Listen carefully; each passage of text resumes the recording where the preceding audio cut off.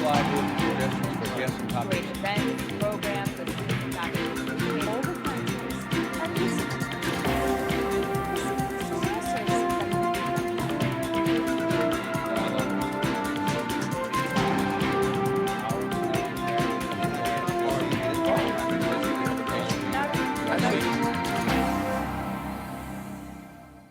Welcome to this week's segment of Dialogue Houston. I'm your host, Lawrence Payne. If you're joining us for the first time here on Dialogue Houston, we can be found now every Tuesday and Thursday at 6 a.m. and again at 6 p.m. and Saturday afternoons at 3 p.m. As always, in the top of the hour, let me thank you for your thoughtful calls, emails, and text messages concerning previous shows we've aired here on Dialogue Houston, but particularly your great ideas for guests and topics and subjects to be brought up on future segments of Dialogue Houston. For after all, this is your community affairs, public affairs show, proudly here on ACC TV, now in our 30th season. I have a great show lined up for you this afternoon to really look at an aspect of where we're headed as Houstonians around this issue of change, around this issue of relationships, around this issue of equity, and all the things that we as the great metropolitan city that we are, the fourth largest city in America, the most diverse city in America, all those things are true. But all those things will not work collaboratively and collectively together to produce the kind of Houston we want going forward if we don't work at it. If we don't seize those opportunities and seize those challenges that go with those opportunities to make it happen. It's just not going to happen on its own. So that's an important part.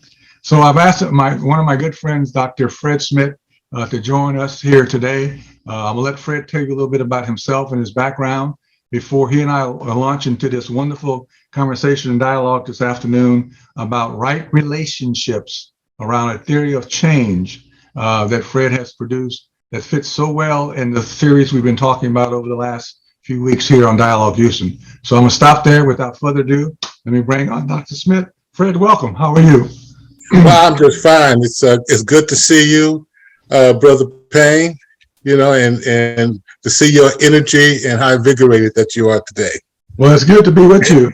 So tell us a little bit about your background before we dive into this, because it's a very interesting background. Well, background, I'm from Oakland, California, so I'm not really a native of Texas, but I've been here for quite some time.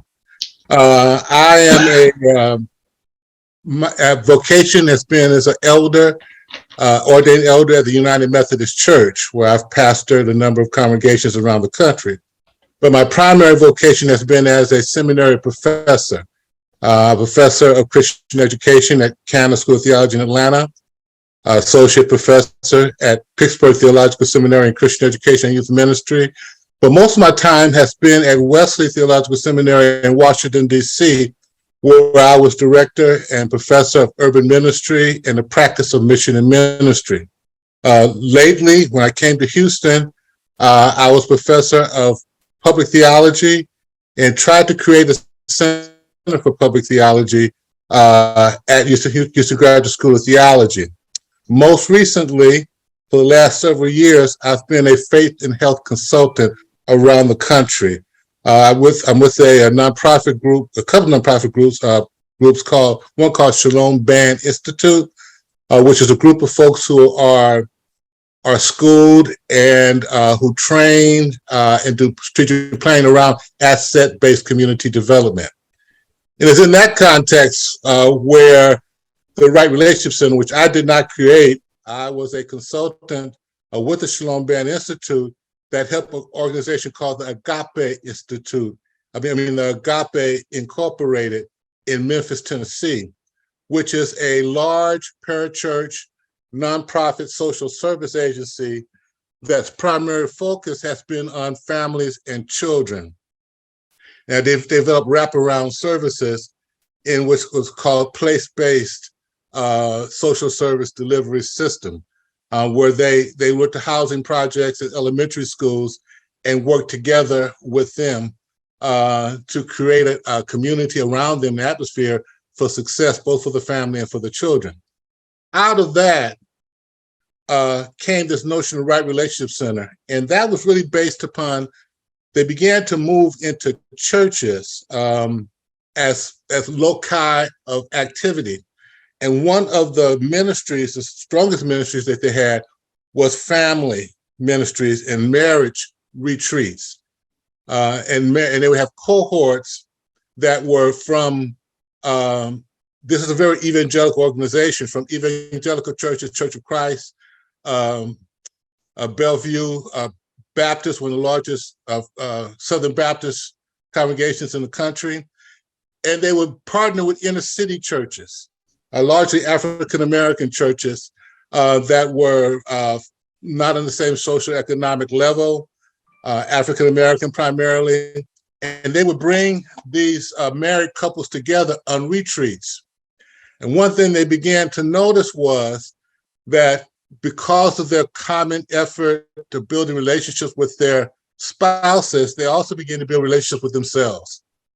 And these relationships began to take on a more concrete form in which there was ministry began to take place, providing resources and so forth from the larger churches, resources and volunteers. These what they call hub churches, which were medium-sized churches, largely African Americans, would then provide services to the community around them, usually bivocational churches or smaller churches that oftentimes within their orbit. And they accentuated that with the wraparound services of the social service agencies. Now, it's easier to picture this than it is to say it. Right.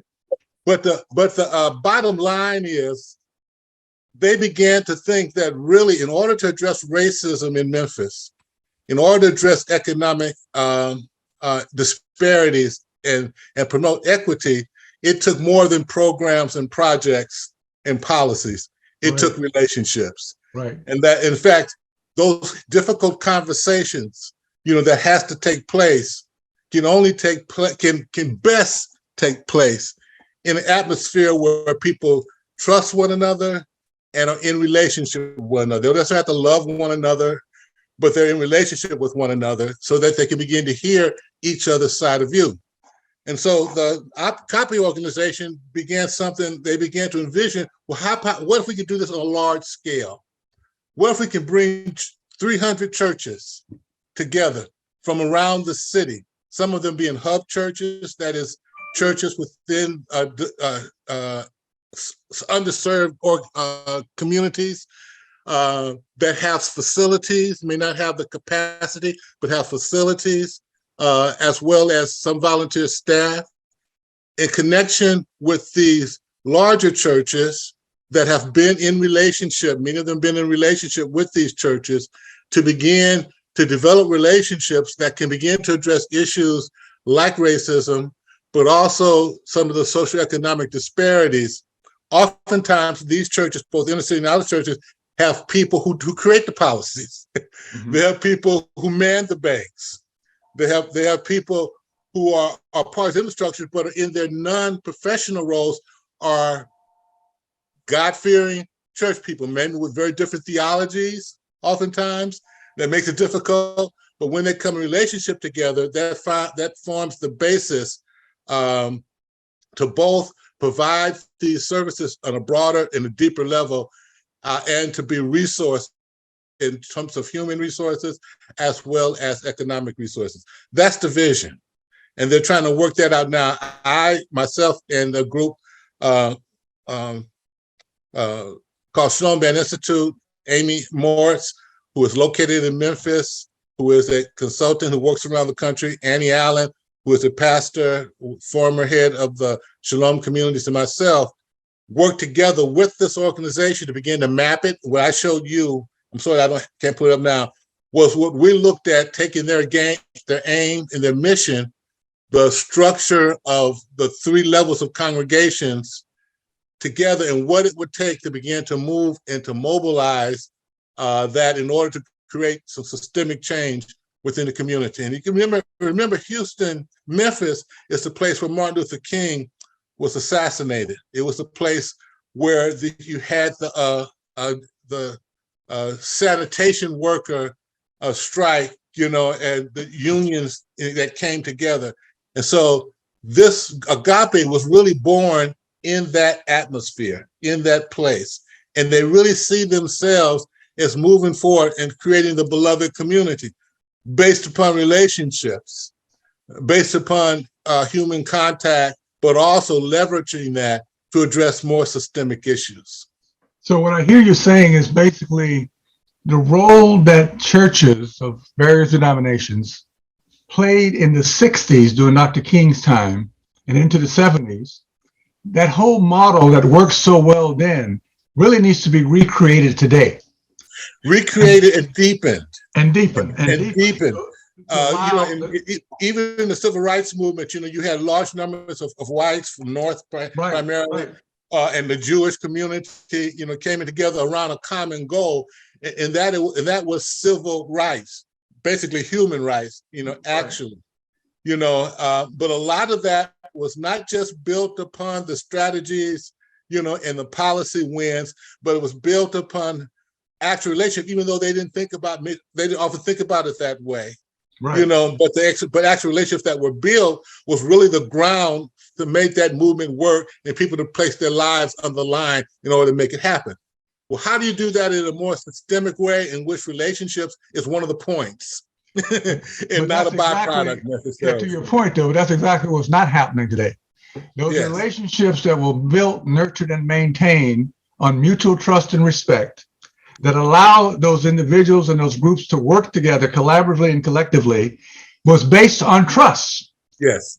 And that trust factor is not present today. Yes. So you almost have to recreate and build and develop those relationships from scratch from almost in many occasions, because there's such a deep level of, first of all, not working together over all these many years together. And now trying to come together, there is mistrust or distrust. Because what is your goal? Why do you really want to do this? What is your alternative motive? What is your reason behind your stated reason? There's always that question. So we have to take a step back almost, it seems to me, as you've said many times, to take the time to develop those relationships. We don't want to take the time and invest the time and the energy to develop. We just want to jump in, do the work. Okay, you with me or you're not? Let's go. It doesn't work like that. Yeah. It just doesn't work like that. Yeah, and one of the things we need to step back and look like the Martin Luther King was a Baptist preacher and pastor who was heavily invested in his spiritual self. And that, and many of those who came together in the leadership, as well as those who marched on the street, many of them were people of faith. Okay, not all of them, because there were other people of faith on the other side as well. Right. The Birmingham letter and so forth. But the core, the generating core, were people who came together with the faith. That was the starting point that allowed them to work together jointly on something that they jointly believed was God's will. I mean, that's why the metaphor of the beloved community I think one of the most important things that people of faith and other people can do now is have what Brueggemann called a prophetic imagination. Okay? Can you imagine a world? We will talk about ethics. Ethics has to do with oughtness. What King and others imagine, maybe not completely, and it may have been misdirected in terms of assimilation and accommodation and those kinds of things that people often accuse them of. But they were able to imagine a community that is beloved, that was in relationship, that was based upon spiritual values. And they had to take political, nonviolent, which was a spiritual force itself. The nonviolent action movement was really based upon the Ghani's work, and it was deeply spiritual in its nature. You just can't go out and face what they face, based just upon your political or academic acumen. You had to have something deep inside that allowed you to be able to do that. And so the purpose of these right relationship centers as starting in the church and in faith communities, in this case, the church, that has that thing in common, even though our political and economics and our race may be different, but if we can find a common core, and it's not for everybody. Everybody can't do that. But you don't need everybody. You need a common core of people that begins the movement and begins to spread out and have larger ramifications. That's one thing that's missing right now, I think. You know, and there's organizations that are working towards that. Interfaith Ministries, you know, does a tremendous job, and there are others as well, you know, that I'm sure. But it's not intentional enough, I think, to really impact the kinds of issues that needs to be impacted. So is this where the broader concept of enlightenment, engagement, and education around the community's role and this thing that we talked about that you've tried to create so well, the public theology? Yes. Is it that public theology piece seems to me the piece that helps people understand how this all works together in tandem and in relationship? Tell us about the public theology. My background comes from the era of Richard Newhouse in the Naked Public Square, and Martin Marty in the public church, and James Fowler weaving the public sphere. And basically what it says is that one of the problems is that the religious voice, which I'm speaking of, is often excluded, ignored in public dialogue and public discussions where decisions and work is made. The public church says that it's good for us to have faith formation within the walls of the church, but we also need to be able not to talk about sectarianism or proselytization, but talk about our values, our vision of society. You know, this is just as relevant as the Republican or the Democratic or any other vision of society. In fact, it's probably a little bit of both of them. You know, that ought to be also part of the public discussion. No more than that, we ought to be working towards it. We ought to be actively engaged and involved in the body politic at every level, bringing that voice and input.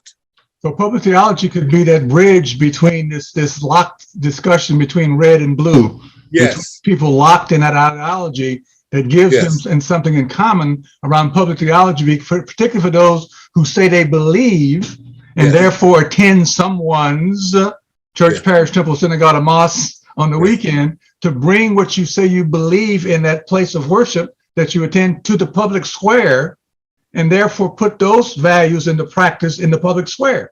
In dialogue in the public square. Not that your voice is necessarily going to win all the time, but at least will have influence, you know, in the public sphere. So it's not to, and oftentimes, you know, we see churches or people of faith want to impose their vision of society and their ideology or whatever upon the public, you know, and it becomes strident.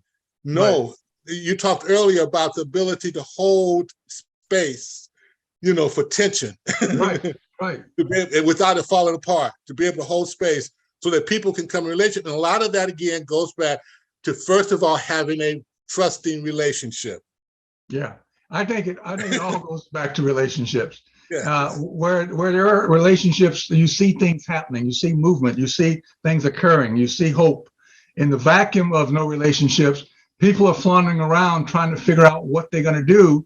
They're talking to each other, at each other, but not with each other, because I don't really trust anything that comes out of your mouth because I haven't taken the time to get to know you, to understand you, to understand your experiences, to understand your life experiences, to understand what you've gone through, what you've come through. You know, I mean, it's interesting what's going on in Florida right now with Hurricane Ian. Watch, people will come together across ideological, race, and other lines because they both are now having a human experience. Right. After Harvey, you saw tremendous, got something called Houston Response now. That's one place where it's happened. It's a group called Houston Response, you know, which are churches from all over the Houston area that have committed themselves to respond to natural disasters. Right. Okay. Right. And are beginning now to, you know, when COVID, they beginning to explain that, see that as a national, as a disaster, And I think they have a growing edge to begin to think more systemically as they go forward. But it began with Harvey, with a natural disaster that impacted us at a human level.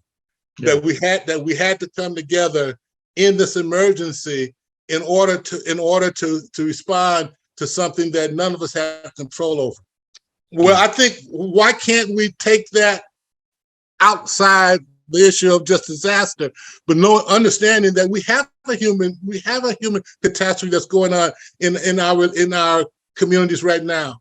We have an inflection point. Most of our systems that we took for granted are not stable. Our very democracy, women with the notion of reproductive rights, climate change, that is coming more and more frequently. Threat of nuclear war, all these things are happening at one time. This is a Kairos moment to where there are stable relationships, where the people who are able to work together can navigate a way through this, that other people could see and emulate and begin to build a broader movement. That's very much how the civil rights movement happened. It was with those major events, the Selma, Birmingham, where people were able to look and see on TV and see the human suffering that was taking place, and began to have empathy for that, and that has open space for broader relationships and collective action. But the absence of the empathy, the absence of humanity, Yes. that phrase that the road to equity is through empathy. The road to equity is empathy. You don't have empathy, you're not going to ever get equity. That's right. That's exactly right. And since we have people now seeming to want to keep us polarized because it fits their agenda, it fits their probably people making money off of this polarization also and separation, and want to keep it going. That whole thing about talking about humanity and human beings and empathy and caring and compassion, those words are just bouncing off the wall because nobody wants to hear that. Nobody wants to. It bounced off the wall until something happened that forces us to do that. Right. like a hurricane. Like a hurricane, like a pandemic, like, there are many, but can we imagine taking that energy and spreading it out beyond the catastrophe itself? It's an act of imagination. You're right. I mean, if you look at reality right now, it seems impossible. It's hard to see beyond the vitriol that's happening now. But for people of faith, and for people has to be able to imagine something beyond that. Because unless you can imagine something beyond what we see right now, we can never achieve it. But if we can imagine it, and begin to see it in concrete terms in our mind and our imagination, then we can begin working towards it, and it can be achieved. But that's a statement of faith. Yeah, and it's a statement of faith that is based on history and centuries of understanding. Exactly. That has borne fruit at many times, particularly in times like this, because we've gone through times like this throughout history before. And faith and reason seem to have always been part of the discussion that brought us back to the reality of, okay, people, we got to do something. We can't keep going like this. And I don't see that, to your point, I don't see those prophetic voices. I don't hear those prophetic voices, let alone the prophetic voices having the imagination. Forget that part for a moment. I don't even see and hear the prophetic voices speaking about anything. Well, that's a problem. But I want to say that those prophetic, because you don't hear them, don't mean they're not speaking.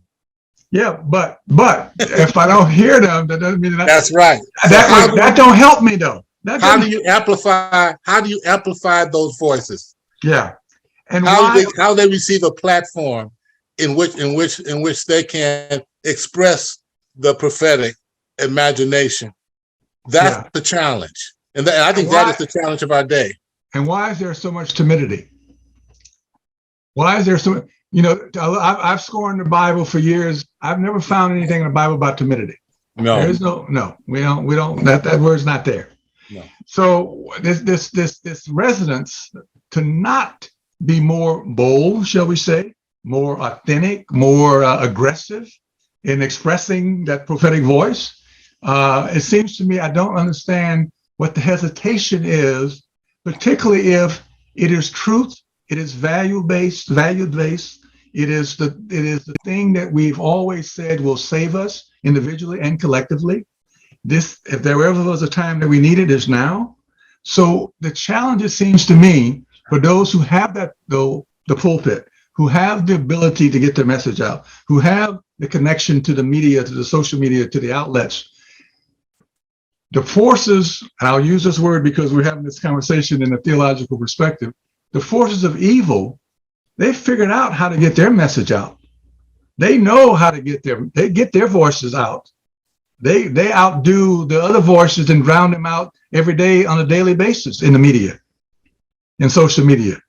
So where are that other voices who we know are out there, who are speaking softly, speaking with timidity? How do we ramp them up, amplify their voices? Well, it's a matter of access, because I'm having a senior moment now, but this guy in North Carolina with the Moral Mondays, amazing voice, and this guy who is on TV all the time, with the long hair, his voice, and there are those out there, but you're right, they haven't accessed the channels that can amplify, platforms to amplify it. So how do you begin to build those? And I'm not discouraged, because we don't hear them don't mean I'm not discouraged. Or they won't be heard. No, I think they will be heard. Well, I'm not discouraged because I'm doing my part and you're doing yours. Exactly. I'm not discouraged because there are people like you and I every day talking about it.